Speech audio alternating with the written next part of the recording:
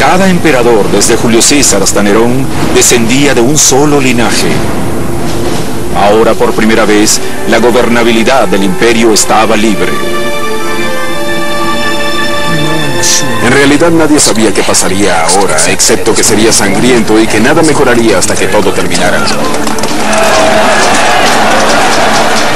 Este programa llegó. Año 69 después de Cristo. El emperador Nerón yace sin vida, muerto por sus propias manos. Por primera vez desde la muerte de Julio César, Roma carece de un heredero al trono.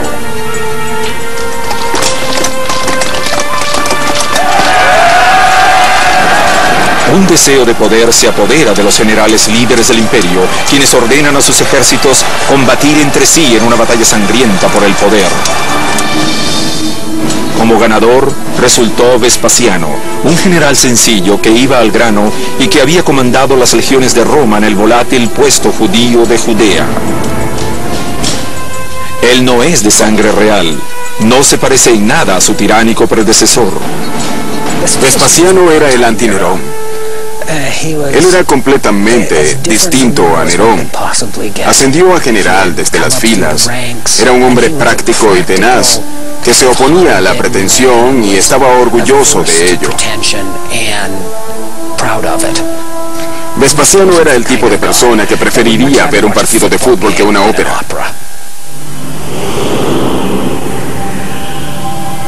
A diferencia de Nerón, que explotaba las habilidades de los ingenieros para sus propios colosales proyectos de vanidad, Vespasiano pondría a trabajar a los más brillantes arquitectos a favor del pueblo. Empezaría por drenar el lago que Nerón había construido para su palacio. Sobre ese sitio se levantaría la maravilla de ingeniería más famosa de Roma. Un lugar donde todo el caos en que estaba sumado la ciudad podía ser canalizado. Sería llamado el Anfiteatro Flaviano, aunque nosotros lo conocemos como el Coliseo. Un lugar donde todo el caos en que estaba sumado la ciudad podía ser canalizado. Sería llamado el Anfiteatro Flaviano, aunque nosotros lo conocemos como el Coliseo.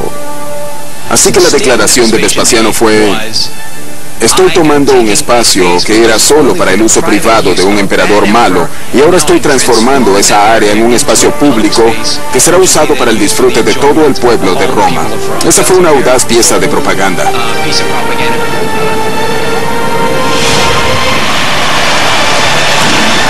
Los gladiadores habían estado derramando sangre durante siglos en nombre del entretenimiento. Pero el pueblo de Roma quería espectáculos más audaces y grandes. El Coliseo les daría a los gladiadores un permanente y moderno campo de muerte. Y los juegos tomarían un nivel de mortandad nunca antes visto en la historia del imperio. Este era el gran estadio, el Superdomo. El entretenimiento venía a ti.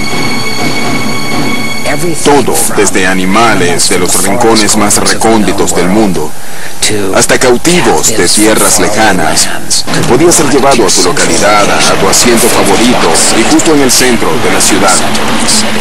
Indudablemente es el anfiteatro más grande del mundo, un monumento excepcional por su inmensidad. También fue excepcional por la organización del trabajo con que fue construido. La construcción del Coliseo comenzó en el año 72 después de Cristo.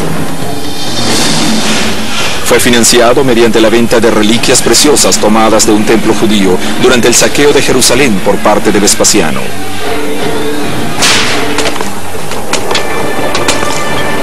12.000 cautivos judíos fueron traídos de esa campaña para construir el anfiteatro. Deben haber trabajado arduamente bajo condiciones muy adversas durante mucho tiempo y hasta el final. Vaciaron más de 6.000 toneladas de concreto y transportaron enormes bloques de mármol travertino al sitio desde una cantera a 32 kilómetros.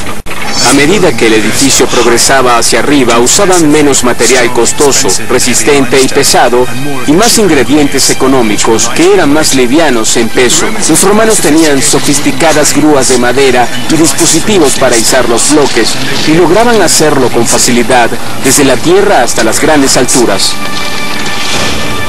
En solo 8 años, la imponente estructura se elevó a 48 metros, empequeñeciendo todo a su alrededor.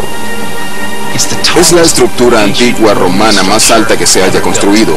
Es el anfiteatro de la capital. ¿Qué era Roma entonces? Roma era una ciudad más rica y grande que cualquier otra ciudad. Así que eso llegó a representar el poder, la ingeniería y la riqueza de la antigua Roma. Los anfiteatros romanos eran construidos mediante un asombroso y sencillo armazón, incorporando 2 teatros griegos espalda con espalda para formar un teatro de 360 grados.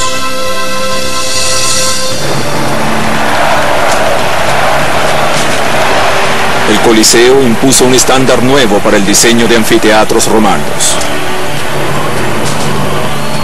Contenía una intrincada red de corredores y escaleras que permitía entrar y salir a 70.000 romanos en tiempo récord. Como en los estadios de hoy en día, quien quiera que entrara en el Coliseo tenía un boleto que correspondía al número encima de uno de los portones de entrada. El complejo fue diseñado no solo para controlar a la muchedumbre, sino para que estuviera cómoda. Tenía 110 fuentes para beber y 2 salas de baño, suficientemente grandes para dar cabida a un lleno total. El Coliseo tenía hasta un techo retráctil. En días calurosos, un toldo llamado velario era alargado sobre la grada superior para proveer a los espectadores de sombra contra el sol. Era operado por marineros de la Armada Romana que estaban apostados alrededor de la parte superior de la arcada del Coliseo. Podían moverlo según el sol y el viento. Y seguidamente, el Coliseo se proveía de aire acondicionado y sombra. Los marineros se paraban encima de la arcada y manipulaban unos postes cuyos hoyos pueden observarse en el lado externo que sujetaban una enorme lona que cubría el lugar.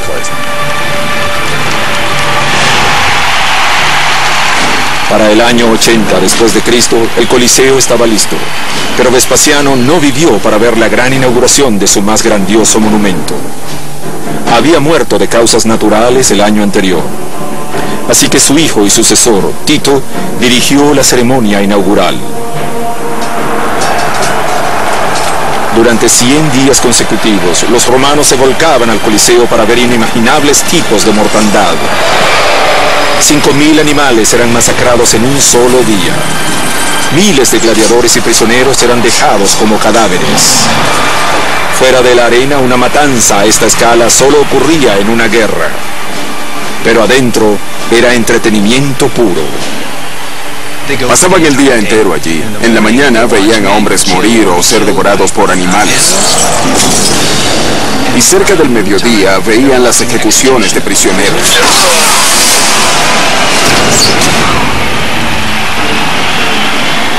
Luego, finalmente por las tardes, el evento principal, algo como el programa más visto en televisión.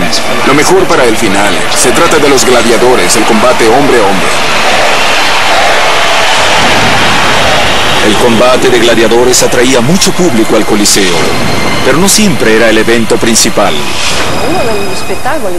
Uno de los espectáculos más animados y emocionantes del Coliseo era Naumaquia, la batalla naval. Era una batalla naval recreada con hombres reales a bordo de barcos verdaderos y todo equipado apropiadamente.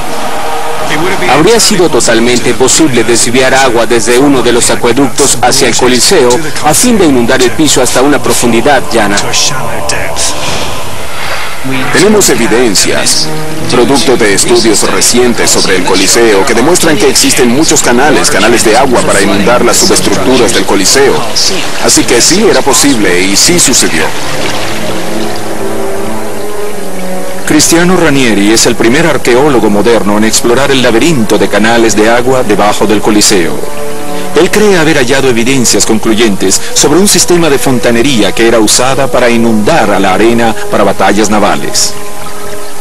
Hemos hallado debajo del piso de la arena algunos túneles que son muy antiguos, hasta más antiguo que el Coliseo, que datan desde la época de Nerón, por lo tanto contemporáneo con el Domus Aurea. Los canales de agua originales construidos debajo del lago artificial de Nerón fueron dejados intactos cuando el Coliseo fue construido sobre él. Pudieron haber sido reconfigurados